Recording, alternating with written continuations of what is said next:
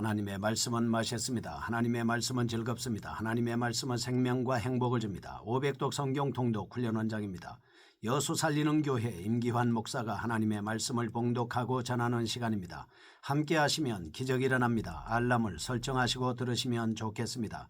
본 방송은 유튜브에서 성경 통독 임기환 검색하시고 구독하시면 계속되는 하나님의 말씀 업데이트를 통해서 은혜 받으실 수 있습니다. 오늘은 시편 81편을 봉독하고 말씀을 전하겠습니다. 시편 81편 아삽의 시 인도자를 따라 깃딧에 맞춘 노래. 우리의 능력이 되시는 하나님을 향하여 기쁘게 노래하며 야곱의 하나님을 향하여 즐거이 소리칠지어다. 시를 읊으며 소고를 치고 아름다운 수금의 비파를 아우를지어다. 초하루와 보름과 우리의 명절에 나팔을 불지어다. 이는 이스라엘의 율례요 야곱의 하나님의 규례로다. 하나님이 애굽 땅을 치러 나가시던 때에 요셉의 족속 중에 이를 증거로 세우셨도다. 거기서 내가 알지 못하던 말씀을 들었나니 이르시되 내가 그의 어깨에서 짐을 벗기고 그의 손에서 광주리를 놓게 하였도다. 내가 고난 중에 부르짖음에 내가 너를 건졌고 우레소리의 은밀한 곳에서 내게 응답하며 무리바 물가에서 너를 시험하였도다. 셀라. 내 백성이여 들으라. 내가 내게 증언하리라. 이스라엘이여 내게 듣기를 원하노라. 너희 중에 다른 신을 두지 말며 이방 신에게 절하지 말지어다. 나는 너를 애굽 땅에서 인도하여 낸 여호와 내 하나님이니 내 입을 크게 열라. 내가 채우리라 하였으나 내 백성이 내 소리를 듣지 아니하며 이스라엘이 나를 원하지 아니하였도다. 그러므로 내가 그의 마음을 완악한 대로 버려두어 그의 임의대로 행하게 하였도다. 내 백성아 내 말을 들으라. 이스라엘아 내 도를 따르라. 그리하면 내가 속히 그들의 원수를 누르고 내 손을 돌려 그들의 대적들을 치리니 여호와를 미워하는 자는 그에게 복종하는 채 할지라도 그들의 시대는 영원히 계속되리라. 또 내가 기름진 밀을 그들에게 먹이며 반석에서 나오는 꿀로 너를 만족하게 하리라 하였도다. 아멘. 시편 81편 축제를 선포하는 내용으로 기록되고 있습니다. 아삽이 기록한 축제와 연관된 하나님의 담화를 기록한 시입니다. 아삽이 유월절을 본시로의 동기로 유월절과 더불어 그달 초하루에 있었던 월삭도 함께 기억하면서 이 시를 썼다고 하는 것으로 해석함이 적절할 겁니다. 따라서 본시는 유월절 축제를 맞이하여 이스라엘의 구원을 위해 일하신 하나님의 큰 일을 기억하고 하나님의 명령에 순종하는 일이 지혜롭고 복된 일임을 강조하고 있습니다. 본시는 지혜시입니다. 시인은 출애굽 당시 이스라엘 백성들이 불순종했던 사실을 상기시킵니다. 하나님께 온전히 순종하는 것이 가장 큰 복임을 강조하고 있습니다. 이러한 본시에는 아삽의 시적 특징이 분명하게 드러나고 있습니다. 아삽 시의 특징은 9절에서 16절 담화자의 극단적인 양자택일인데 본시에는 여호와께 순종하지 않으면 멸망당할 것이지만 순종할 때는 반석의 꿀로 채워주신다는 극단적인 내용이 등장하고 있습니다. 그리고 75편, 77편, 82편, 83편 이 시는 시의 엄숙함, 활동성은 본시 전반에 걸친 문체의 특징으로 아삽이 즐겨 쓰는 문체입니다.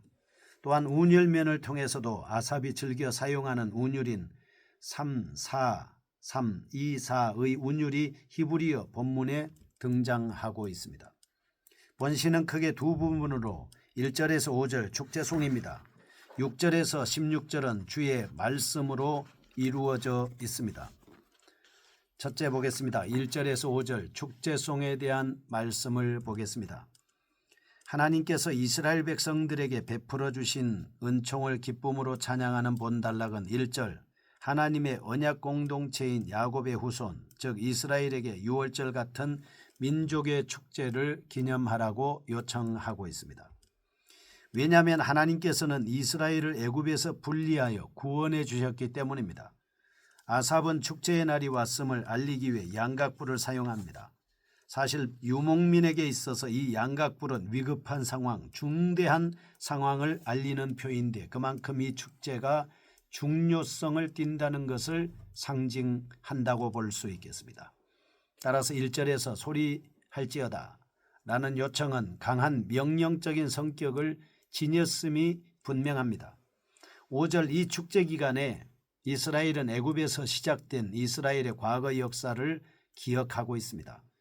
그리고 자신의 조상들과 언약을 맺은 분이 다름 아닌 자기들이 섬기는 하나님이기 때문에 그 언약에 자기들도 포함되어 있음을 확인하였던 것입니다. 그런데 이 축제 때 악기가 사용되고 있다는 사실은 이스라엘 백성들과 하나님의 언약적 관계, 즉 하나님의 통치 속에 있는 언약 백성의 위치가 억압과 굴종의 위치가 아니라 하나님의 구원의 반열에 서게 된 기쁨의 위치임을 증거하고 있습니다. 또 구체적으로 보면 소고, 수금, 비파가 언급되고 있는 것은 백성들이 기뻐 춤을 추었다라고 하는 것을 암시하고 있는 것이죠.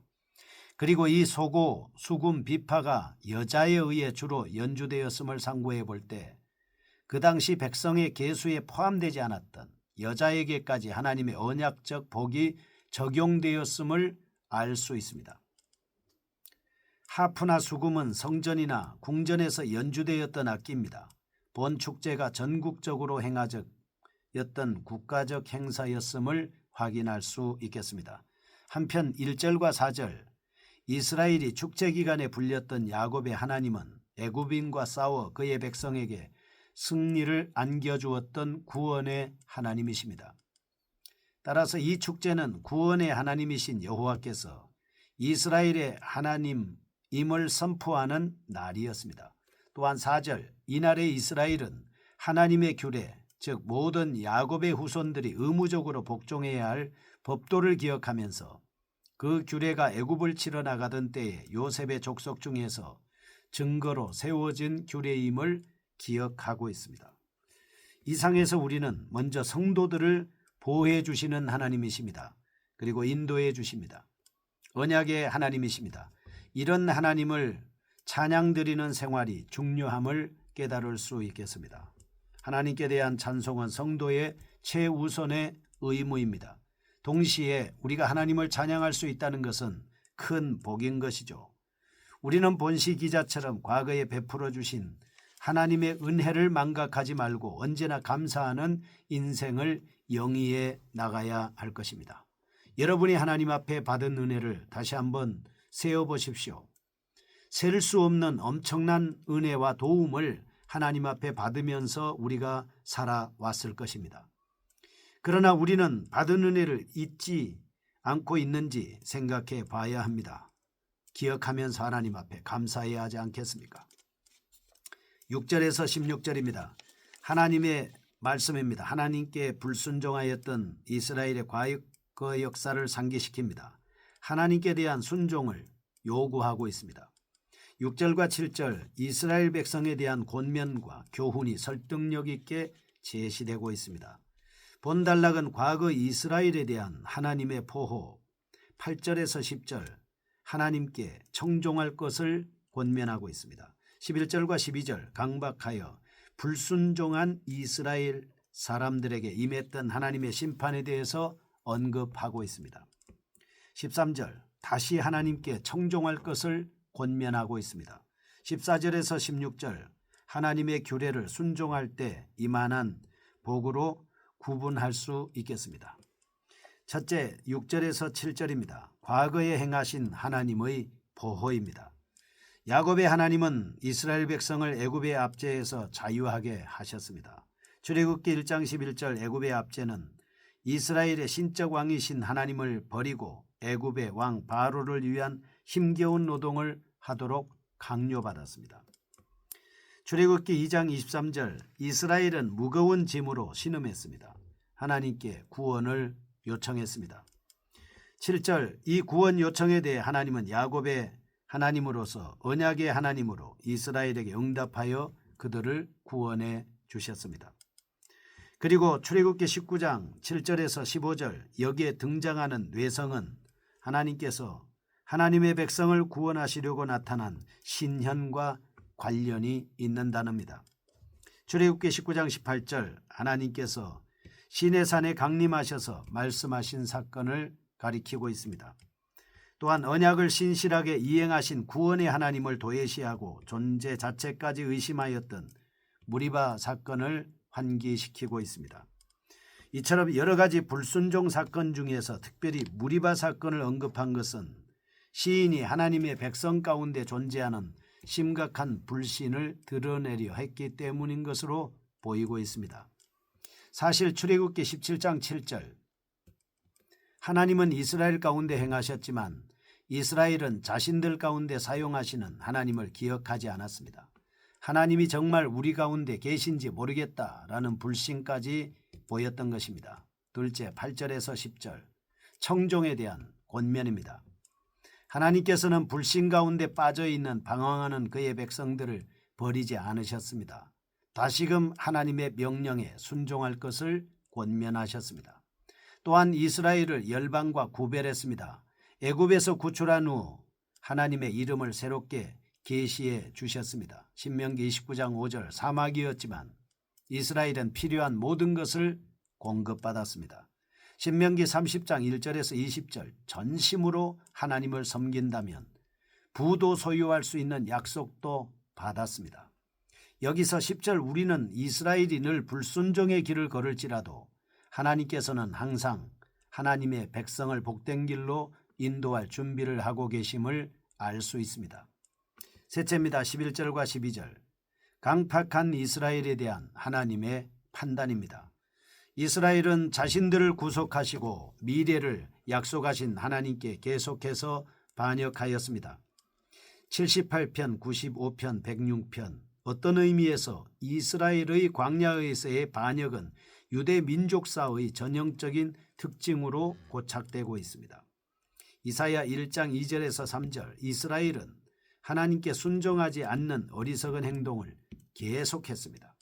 11절 하나님의 음성을 듣지도 않았습니다. 이사야 1장 19절 20절 고의적으로 불순종했습니다. 그러므로 하나님께서는 이스라엘이 걷고 있는 길이 멸망의 기름을 보이기 위해서 그들을 완고한 상태로 내버려 두셨습니다. 따라서 이러한 배역함이 이스라엘의 특징적인 성격으로 등장했습니다. 마침내는 하나님 나라의 백성으로서 합당치 않은 패역한 백성이 되어 버렸습니다.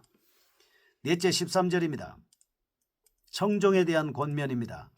앞에서 서술한 것처럼 하나님의 명령을 무시하고 불순종하는 이스라엘에 대해 하나님께서는 끝까지 포기하지 아니하시고 순종의 기회를 제공해 주셨습니다. 사실 이스라엘이 멸망하지 않고 구원을 유지할 수 있는 이유는 당신의 백성을 사랑하시는 하나님이 개입 때문입니다. 하나님은 구약의 역사 속에서 끊임없이 하나님의 백성에게 모세, 여호수아, 사무엘 그리고 많은 선지자들을 보내 구원의 길을 제시해 주셨습니다. 이를 히브리서 기자는 하나님의 무한한 사랑의 표현이라고 증거했습니다. 하나님께서는 다시 한번 지금이라도 이스라엘 백성들이 하나님의 말씀을 듣고 회개하며 믿음을 갖는다면 구원받을 수 있음을 강조하고 있습니다. 다섯째 14절에서 16절 순종에 대한 복입니다. 앞에서 이스라엘 백성에게 다시 한번 순종의 기회를 주신 하나님께서는 이제 하나님께로 돌아오는 자들에게 임하는 복에 대하여 구체적으로 약속하십니다. 먼저 하나님께서는 그의 백성을 말씀을 정정할 때 악한 자들의 형포에서 보호하실 것을 약속하셨습니다. 하나님의 구원은 이처럼 즉각적이고 지속적인 것입니다. 왜냐하면 악한 자들을 대적하는 분이 다름 아닌 언약의 하나님이시기 때문입니다. 언약 관계 속에 계신 하나님은 하나님의 백성의 필요를 충족히 채우십니다. 이 풍부함은 하나님의 돌보심의 가시적인 표현입니다. 하나님은 자기 백성들에게 가장 좋은 것, 꿀 등의 단어를 사용했습니다. 돌보시고 복주시고 책임지시고 존귀하게 여기십니다. 거룩하신 하나님, 하나님의 백성으로 예수 믿음 구원받은 자로 복을 받고 사는 저희가 되게 하심을 감사드립니다. 예수님의 이름으로 기도합니다. 아멘. 여수 살리는 교회 임기환 목사였습니다. 지금 극동방송을 듣게 하세요. 기적이 일어납니다. 우리는 지금 생명을 전하고 있습니다.